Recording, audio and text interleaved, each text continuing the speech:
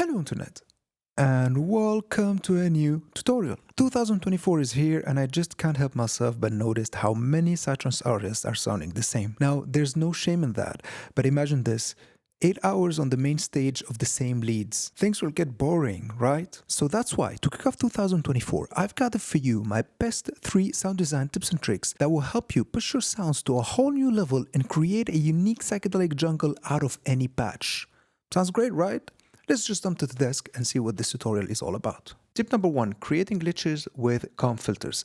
Now, this is one of my favorite tricks that I've used a lot in my recent preset packs. The one for serum, for pigments, and even the one for the virus. And it basically uses the comp filter to create short bursts of delay that emulates how a glitch effect usually works. Basically, it gives the sound a really nice psychedelic depth, and you can use it on virtually any patch you can think of, from the simplest to the most complex. I mean, let's take Violin here and let's create a really simple squelch. So first oscillator, take it a couple of octaves lower like this. Let's modulate its pitch with the first LFO like so. Let's set the LFO in here to sync, 1 bar, and let's take the smoothing down. Now let's go to the filter, set it to bandpass and digital, 24 decibels per octave. Let's give it some resonance, and now let's open it like this and close it with the first LFO. So now we basically have this. Nothing too special. Let's take down the modulation on the pitch of the first oscillator. It's a bit too much. Now, let's take this random modulator in here, set it to sample and hold, and the tempo in here to freeze. Basically, when the sample and hold module is set to freeze, every time it will receive a new note, it will generate a new random value. This is perfect to keep everything in sync when using random arpeggiators. So let's take our random modulator in here and let's modulate the pitch of the first oscillator just a tiny bit, and same for the filter, just a tiny bit like so. Now with the random arpeggiator, we will get this. Okay, perfect. Now let's go to the effects in here, and this is where the magic happens. First of all, I'll add some character with a multiband compressor, just like so, tiny bit of gain on all of the bands. Now we have this. Perfect. Now let's take the filter, set it to comp like so. I'll leave it on low, high comp, but you can experiment with the other modes in here. Give it some resonance. Now I'll set the blend to 1 like so, key tracking all the way to the right, and now this is really important, the cutoff in here, I'll set it to a value of -24 semitones. And this is kind of like a cheat code and vital to get us to those like longer delays from the comp filter. So now we basically have this. I know, nothing too special. Now let's set the resonance of the comp, which is basically the feedback of the delay in this case, to 0 like so. And what I'll do, I'll take the second random modulator in here, I'll set it again to sample and hold and freeze, and now I'll ask it to modulate the resonance of my filter, but I won't set it to all the way up. Maybe I'll set it to 0.4 should be good. And now check what we will get.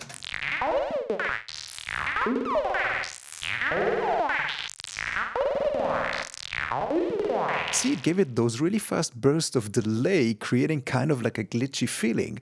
Now, if I'll add a delay in here, 1 1/8 dotted, ping pong delay, of course, I'll go with mid ping pong like so, less mix, less feedback, and with the kick and bass, we should get something really interesting.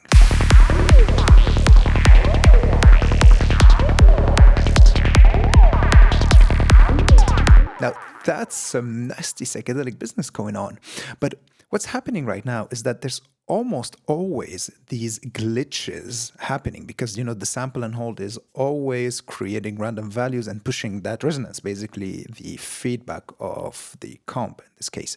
So what we can do to control that is we go to the matrix in here. See this slot with the random 2 modulator and filter effects resonance? We can go to its mod remap and ask it to not modulate for, let's say, the first quarter of the values the random modulator is going to generate. So now we basically have a bit more control over when the modulation is happening. We're basically reducing the chance of this modulation happening by 25%. So now we'll get this result.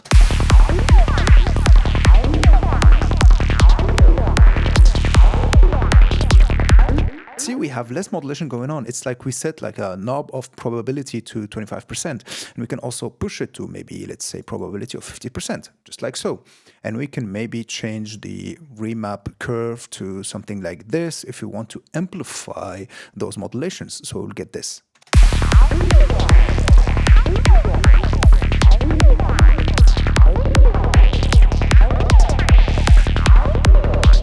see, because the modulation is happening basically 50% less, with the mode remap curve set to something exponential like this. No, actually, this is algorithmic. I think we call it algorithmic. Correct me down in the comments.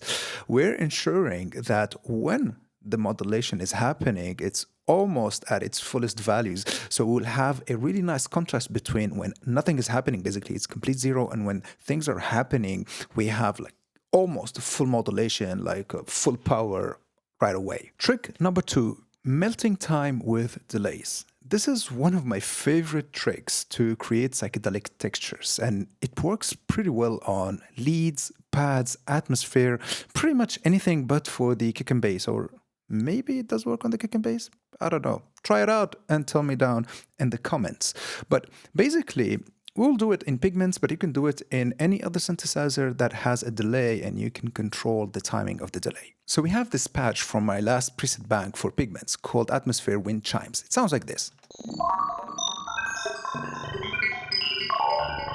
Pretty virusy. Now let's go to the effects list and see what's going on. So first of all, we have a comp filter creating those glitchy textures I just showed you in tip number 1.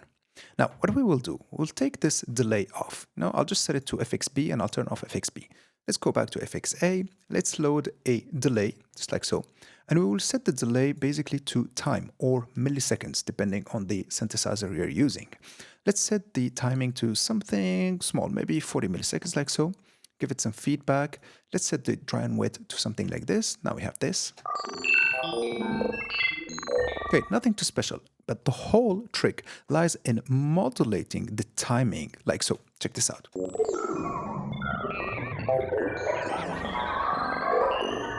See how it created those really nice kind of like time melting effect?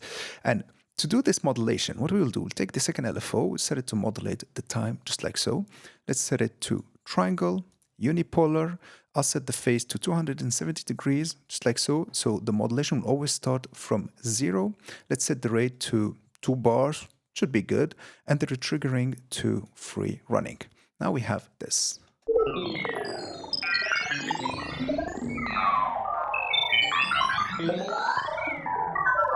That's really psychedelic. Now, let's add the 1 1/8 dotted ping pong delay back on, and let's hear it with a kick and bass.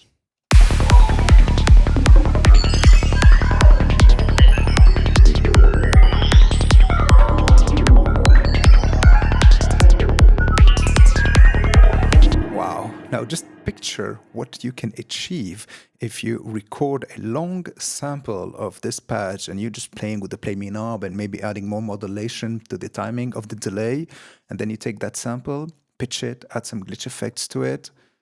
Wow, I can just imagine some real psychedelic wizardry going on. And if you do so, please share with us the results of your experiments in the comments below, or even on my Discord. Tip number 3, creating a pseudo-humanized modulation in Serum. Now, I've tried this trick with Vital and Pigments, but didn't really get good results out of it. But if you do, please tell us how down in the comment section. But essentially what we'll be doing, we'll take the noise oscillator and we'll use it as a modulation source. This will give us a pseudo-humanized modulation, somewhere in between sample and glide, and if you take your MIDI controller and just play with the knob and record like an automation. It's really somewhere in between these two types of modulation. And it works like this. So here in Serum, let's create a really simple FM patch. I'll take the sub oscillator in here, I'll set it to saw wave, I'll take it 4 octaves lower, I'll take its level down, and I'll ask it to modulate the pitch of the first oscillator, just like so. Now we have this. Something like a squelchy FM thing going on. Let's take the filter in here, let's set it to bandpass 24 decibels per octave, just like so. Now we have this. Okay, perfect. Nothing too special. Now to achieve this trick, we'll take oscillator B, we'll set it to basic shapes wavetable, just like so. Let's go to the wavetable editor in here and let's set the sine wave to the noise oscillator, just like so. Now I'll go to the noise oscillator in here, I'll take its level down, I'll set the phase randomization all the way up, and I'll take its pitch down just like so, and I'll modulate the pitch with a note on random, just like so. Also, I'll take oscillator B off. Now, I'll ask this noise oscillator to modulate the cutoff, just like so.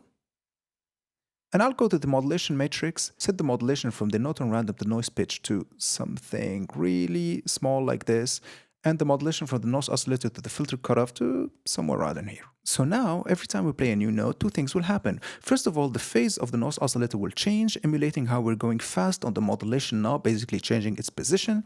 And the second one is the pitch of the noise oscillator, emulating how we're going a little bit fast on the modulation and then going a little bit slow and then fast and then slow. It's kind of like giving it a humanized feeling.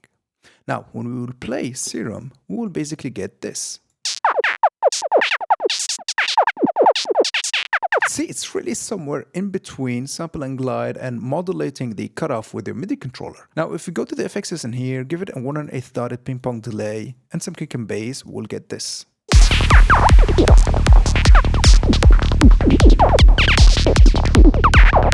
Now, let's modulate the sub in here with the first LFO, something like this.